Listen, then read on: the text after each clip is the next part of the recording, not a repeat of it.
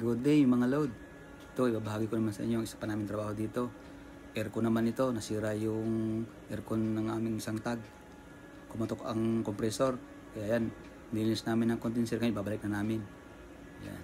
Ito namang isang ito, sira din yan. May leakage sa internal yan. Kaya yung compressor niya, ilipat namin ito sa kabila. Yan yung compressor niya. Ano nga pala yan? Bitzer. 4 cylinder.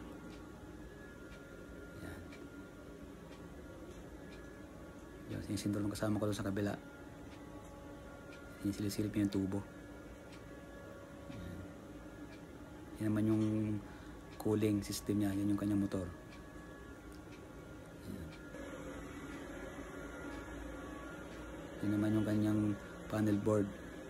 Yan. Para sa control. Yan yung isang yan ay para sa seawater pump. Yan yung kasama ko, bisyo. Hinihipitan yung tunnel yung may leak kasi. Yan yung isa sira yan. Ayusin pa rin namin yan. Yan. Part 1 to mga loads. Meron pa itong part 2 pagkatapos namin yan. Yun naman compressor kabit namin. Enjoy for watching mga loads. See you next video. God bless to all. Paki-like na lang po at sa share. Thank you.